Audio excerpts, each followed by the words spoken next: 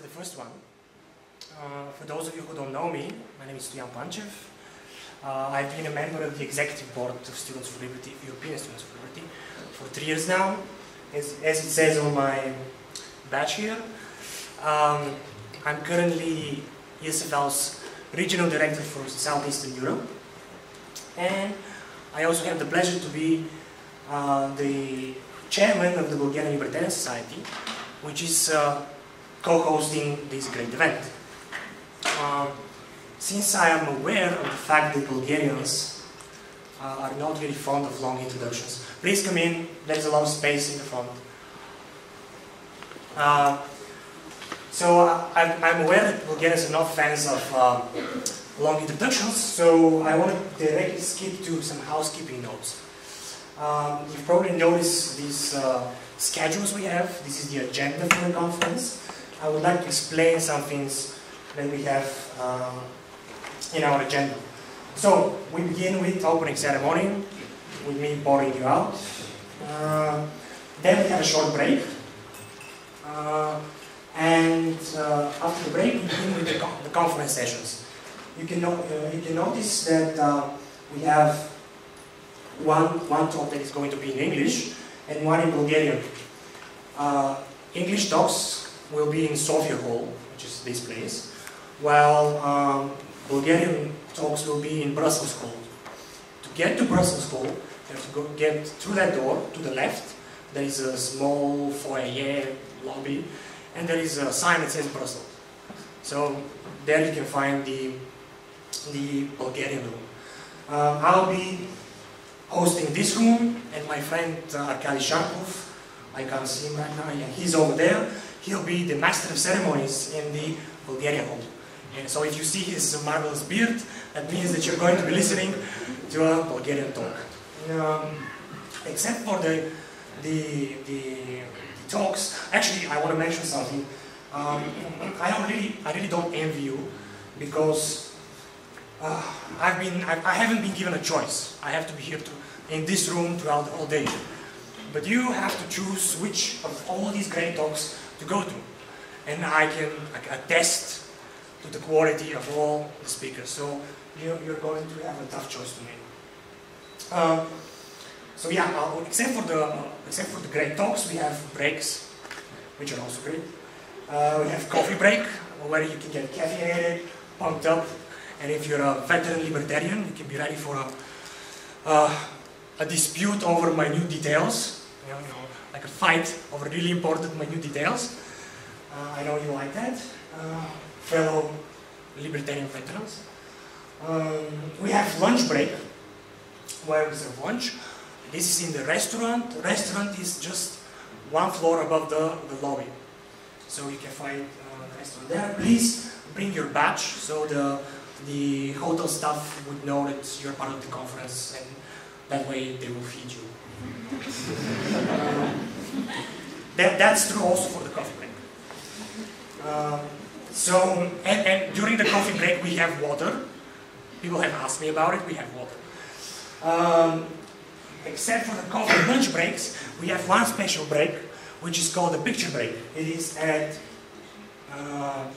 5 p.m. We're going to get together, and if the weather allows it, we're going to take a picture together with the banner. A picture we can show to our grandkids someday. Be very proud of ourselves. That's for the picture break. After the picture break, we have the keynote speech. Dr. Balmer is already here with us. He's going to give the keynote speech today. When we're done with the keynote speech, very short closing ceremony, and then we all head at 8 p.m. we all head to the Styx Bar.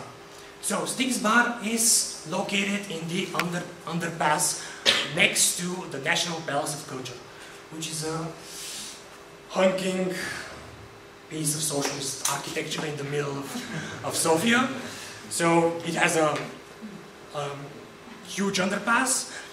The bar that we are going to is located across from this spherical fountain thing that is there, and it's next to the Subway restaurant. If you still don't know how to get there, you can ask my colleagues who have these purple dots on their badges. These are our volunteers. They know a thing or two about Sofia, so they can help you with that. And generally, if you have any questions about anything, you can go to them. If they can't answer your question, they'll find someone who can. So that's for that. Yeah, and we go there at 8 p.m. and leave whenever we feel like leaving. You'll get a voucher. I think it will be at the end of the conference. You'll get a voucher, which gives you, again, horrible thing, options. You have 3 options with the voucher. You can get a non-alcoholic beverage, you can get a glass of wine, or a beer to kick off the party. So you'll get the vouchers when we finish here. I think that's all for now. During the breaks, both here in SofiaHall and in Brussels Hall, we'll keep informing you of important things that need to be mentioned so that the day goes fluently. So that's basically what I want to say now. And move on to the more interesting, juicy part of the conference. I'm moving on here because I want to introduce someone who is going to talk to you right now. He's a friend of mine. We've been colleagues in the European Students for Liberty. Although that his education is in theater, he's actually a very, very good organizer. He's currently European Students for Liberty's program manager, and he actually does a lot of the back-breaking, behind-the-scenes work that makes conferences like this possible all over the continent. So, please help me welcome my friend, my colleague, YaelOssowski.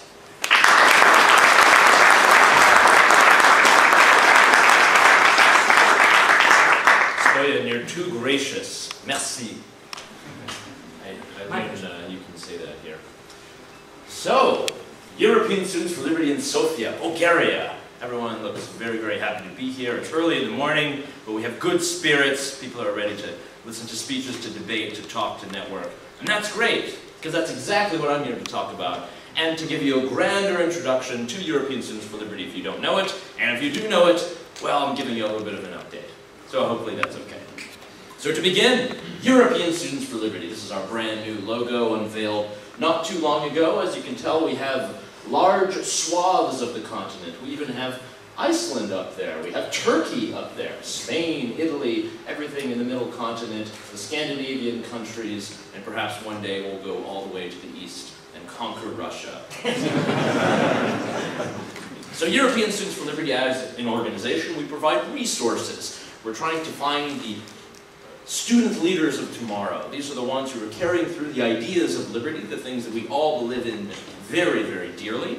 And these are people who are going to be able to take the leadership strategies that we share with them and put them into practice. They're going to be organizing conferences such as this. They're going to be putting together small events in their hometowns, small socials. It can be debates. There's just a myriad of things you can do whenever you're empowered by an organization such as European Students for Liberty, and you can do amazing and wonderful things.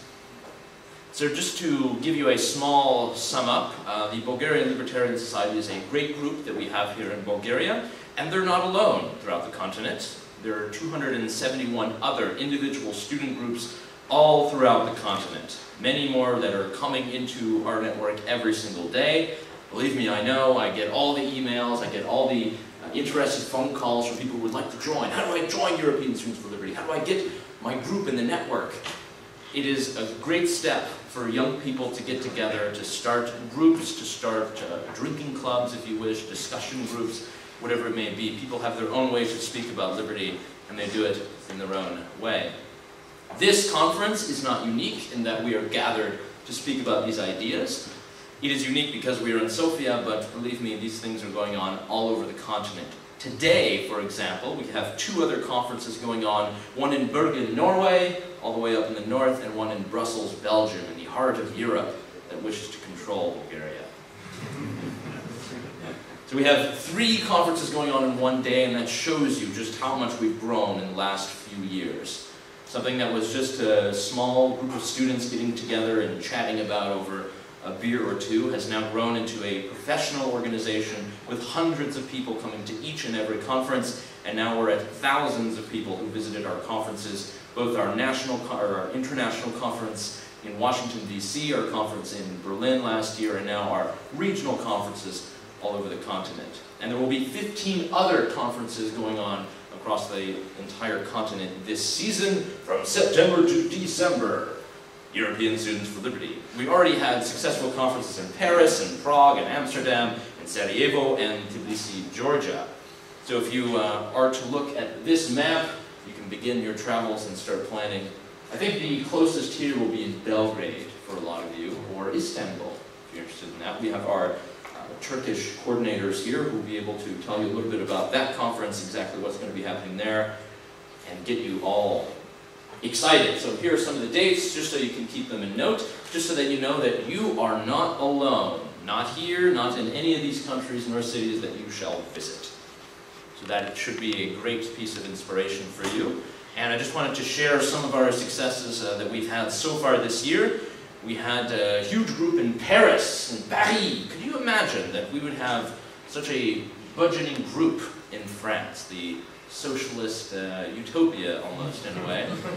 Christian Michel, who's one of our speakers, is very proud to see this happening in the only place where he never really thought it'd be possible. But now they're growing to be more and more numerous. We have a huge group in Prague as well. The Czech Republic is one of our most successful regions right now. They've had great events, very popular. I guess I would call them Liberty Evenings, they call them. They just get people together at a local cafe and have speeches and show YouTube videos and debate over very, very cheap beer. So it's a good way to talk about the ideas of liberty, put it in a social context that everyone understands. And it's not just in Prague, but also in Sarajevo. We had a great rendezvous there that was very, very interesting to have speakers talking about all different types of subjects, not just property rights and pro-liberty, but also social liberties that a lot of us sometimes forget about in Europe, but are actually still very important and we still must defend. We talked about it in Amsterdam, where there's plenty of social liberty. There we had a good group of students, pretty much the start of the Dutch liberal movement that will be very large, a lot of people very excited, a lot of people coming over from Belgium and from Germany to take part, so Germans crossing borders, but for peace, so it's good this time.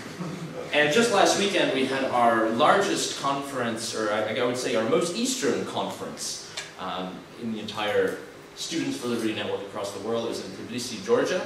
This is a very interesting place for everyone to be, especially me, just because I've been talking about these ideas where I live in Vienna and in small towns just around Western Europe, and then get the chance to go to Tbilisi, Georgia, and people are talking about the same things and getting excited and talking about freedom and liberty and how to reduce the role of the state, and then I really have to wonder, when does this stop?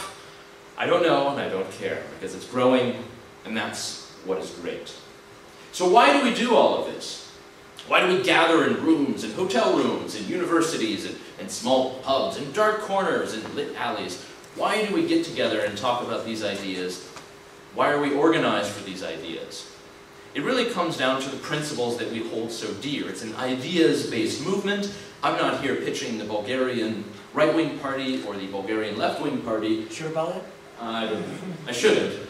But either way, I'm here to promote the ideas of liberty, not tied to a political party. These are the principles and the ideals that we all hold so dear that, of course, don't always get put into practice, into politics. But in our own personal lives, we're able to do that. In our own professional lives, we can do that as well. And that's why we empower students, and we try to bring this forward in every single country in which we are present and active. So the idea of individual liberty, this personal sense of liberty, is still very new. We haven't had this, for thousands of millennia, and we've had liberal states and governments. We just haven't had this. History has been ruled with despotic governments and regimes, and now we're living in a time where more people have more freedom than ever before. A lot of certain minority groups were only able to get a lot of those freedoms a bit later. Certainly the state likes to hold a lot of people back and to treat us differently based upon how we look, whom we love, what language we speak, whatever it may be. But the fight continues. And that's why many of you in this room, you are giving hope to certainly people across Europe, but definitely a lot of people in Bulgaria, I think, will start to take notice as well. And it's up to the young people such as you to critique the ideas and the old models that we have in place that are there stagnant, watching over us. You really have the capacity to question that and to introduce something new. It's the young people who are really going to be burdened with the long arm of the state, going to be burdened with everything that is so heavy for a young person to carry. Why should I work an extra 3 hours a week, many of my colleagues say in Austria, if I know I'm just going to get taxed that much more and it won't even be worth it? Why should I work that much more so I can be penalized more? And this is not just true by the paycheck, it's also true with pensions and education and the wages in certain countries, the draft or military service that we have to do, certainly health taxes that we have to pay. The youth have less of a nostalgia and a preference for the status quo. They're revolutionaries. They're ready to buck the system if they know it's not right. They're not with that bias in their head that's telling them everything is okay, don't question anything.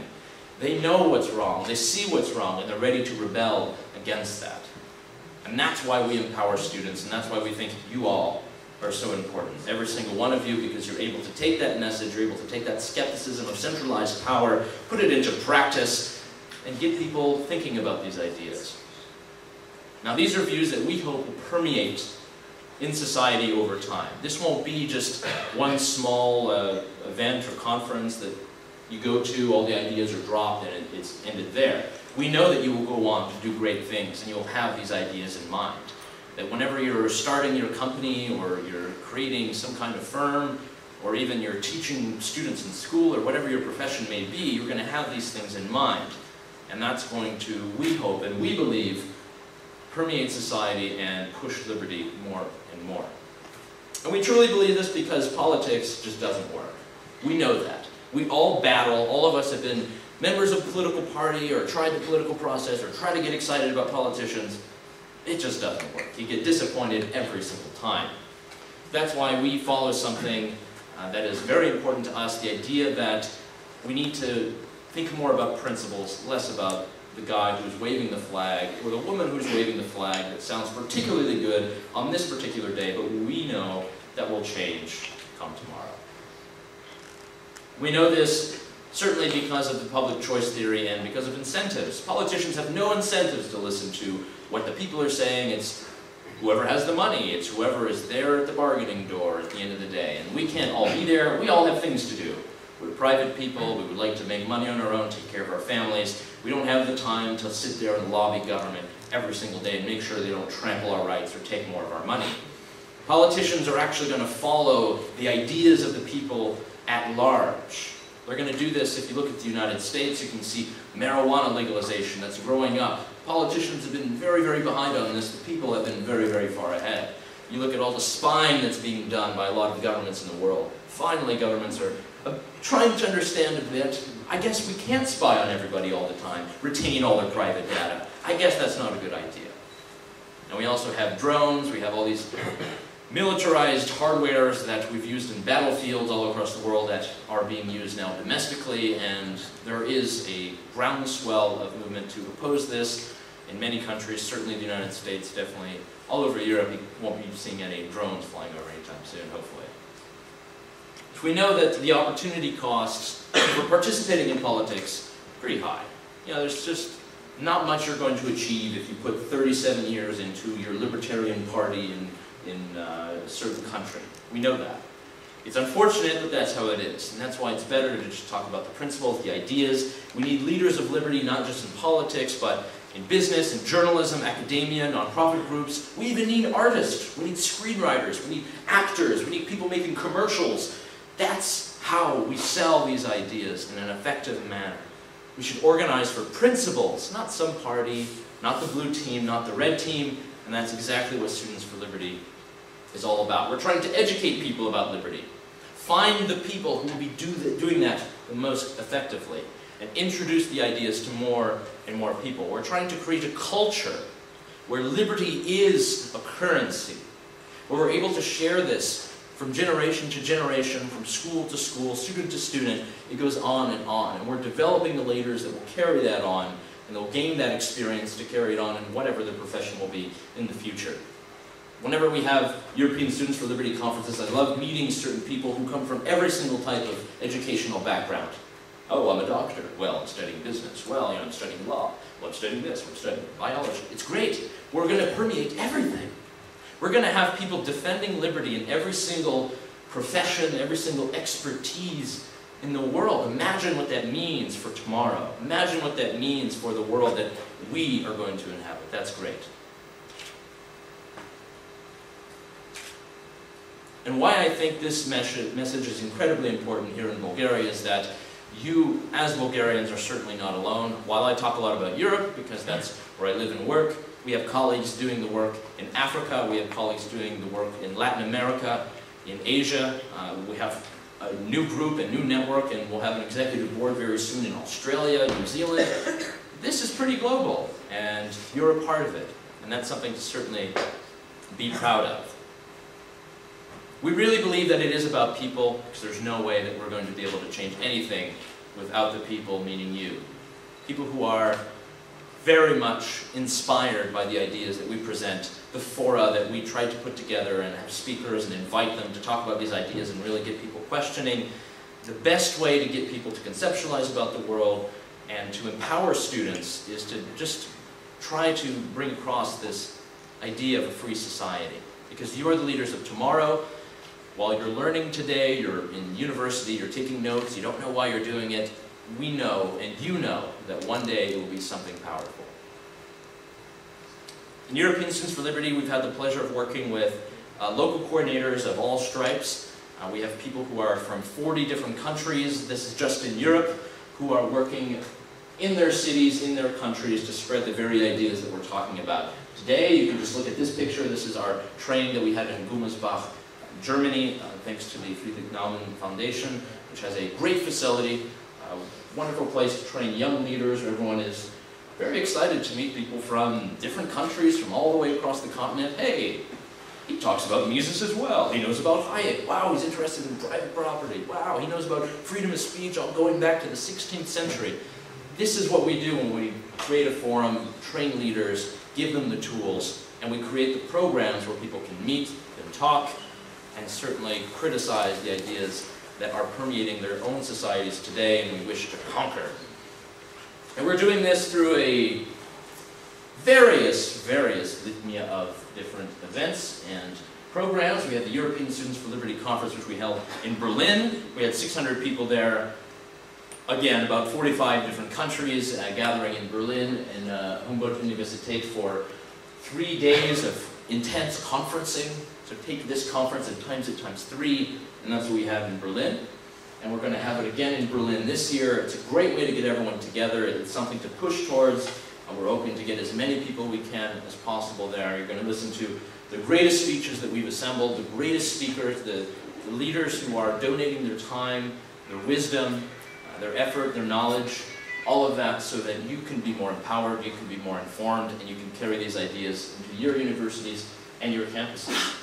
You saw outside many of the books that we have printed. These books have been edited by Dr. Tom Palmer of the Atlas Network, who's standing actually right in front of me at the moment.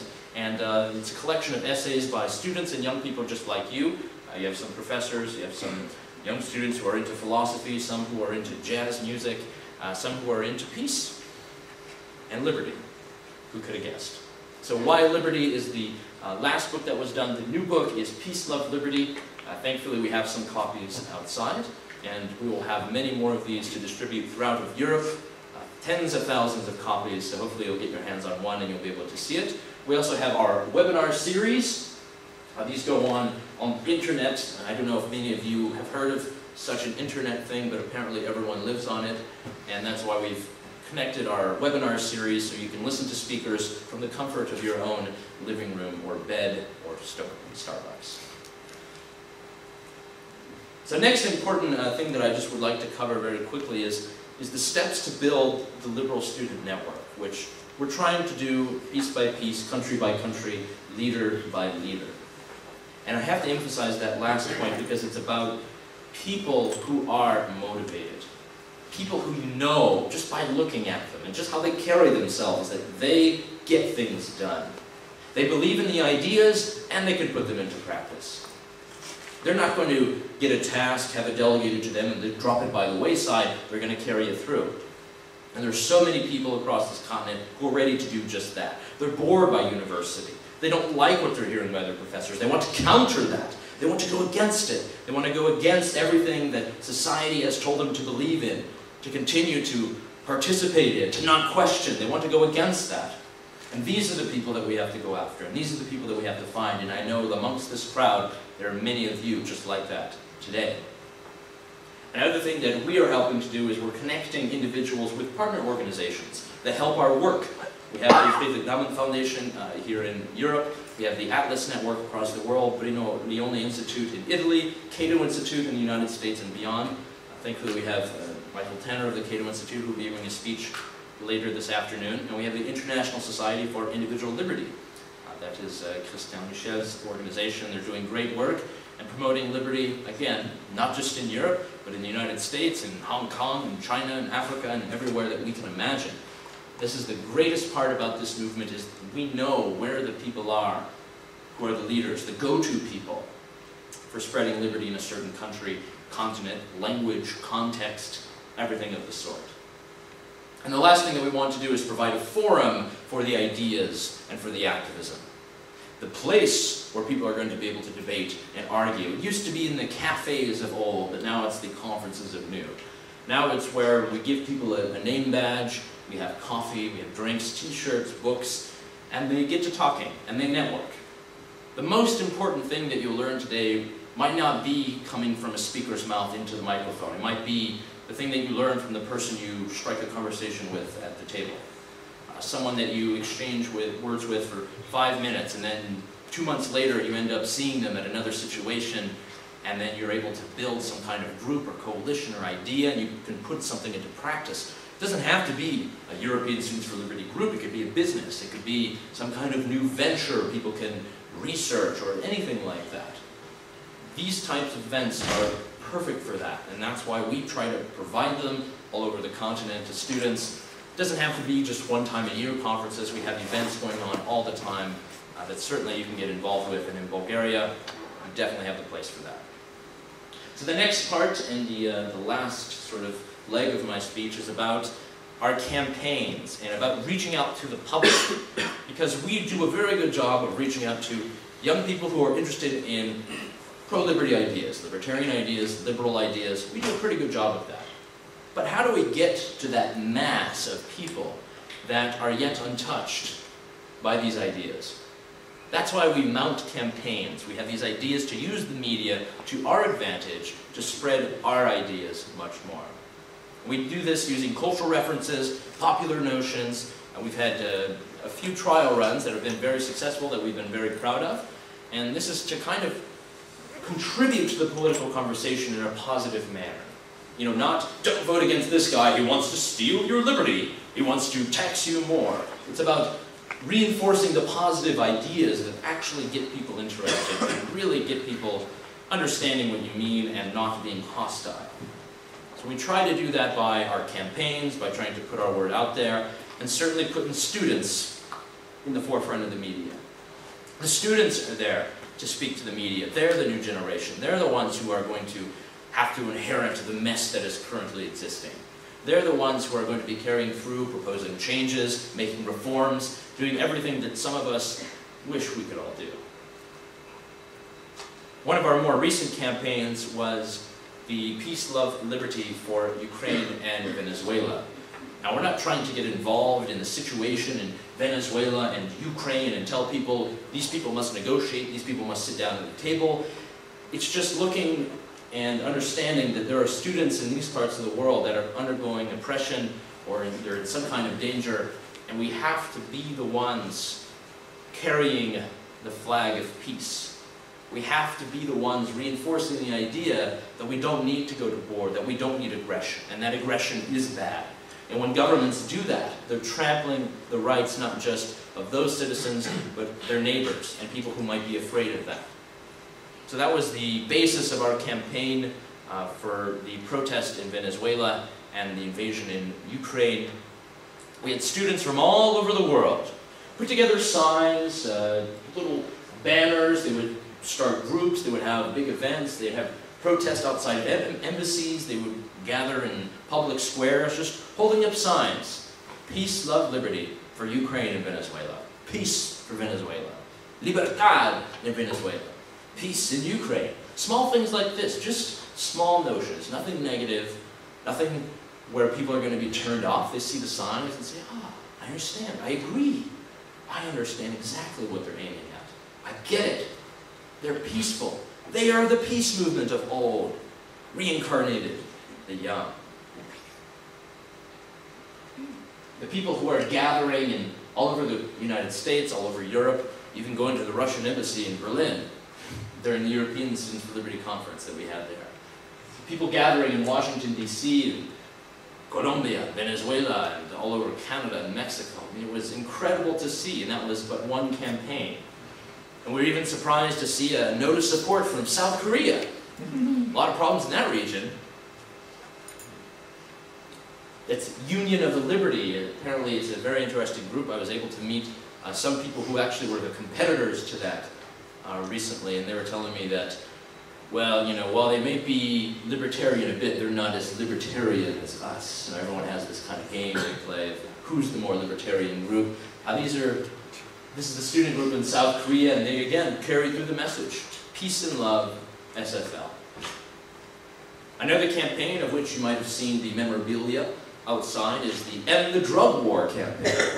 This is important in many different countries, certainly where we've used a lot of evidence is from the United States, but European countries as well. We know that the drug war has been used to disproportionately put poor minorities in jail for certain choices, for things that grow out of the ground that the government really has no business trying to regulate.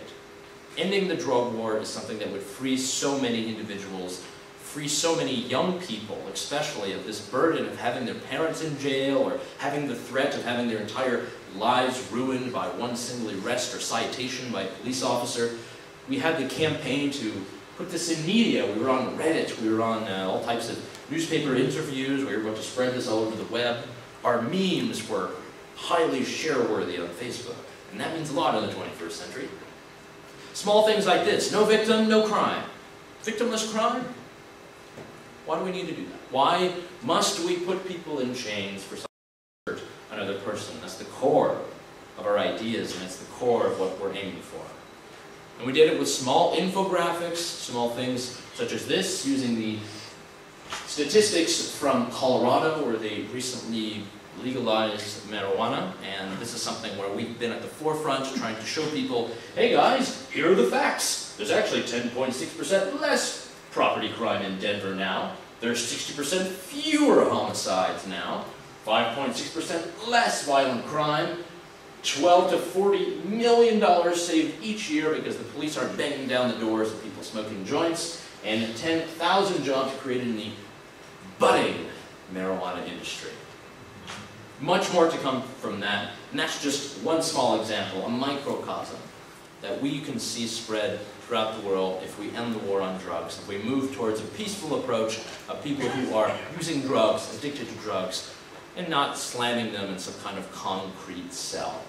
That's the basis of one campaign, of one idea, and it's being shared by thousands of people across the world, and we're able to effectively put that into practice. And that's why I invite you all. I invite you all to talk to some of the local leaders here. You heard that they have the pink dot on their name tag. You know, ask them what it's all about here in Bulgaria, what the organization is like, what they can do, how can I get involved, what can I do to spread it in my town if I don't live in Sofia, if I live on the outskirts, if I'm in Romania, if I'm in Turkey, how can I spread these ideas, how can I bring them home and share them with my colleagues. Young people here who have organized this conference, as you can tell, are the leaders for this region for tomorrow. And I hope that you'll grab one of them, ask them how you can get involved, how you can help, what you can do more. And looking forward, I invite you to our European Students for Liberty conference next year. This is the photo that we had from Berlin. You had our keynote speaker, Johan Norberg, right in the middle, and you can see every seat is full. We even had some people lingering upstairs. I was very mad about that. But it's okay, everyone is gathered, and you can see that you're not alone. And it's not just you in this room, there are many other rooms to be filled, many other young people who have the same ideas, who are getting motivated in the same way. I want to welcome you, give you the grand introduction and welcome to the European Students for Liberty Conference here in Sofia, Bulgaria. This is a regional conference that I know will be very important, certainly because there are so many of you here, bright-eyed, bushy-tailed, ready to discover these ideas and listen to these great speeches all throughout the day. So thank you for your attention, and I look forward to speaking with many of you during the day.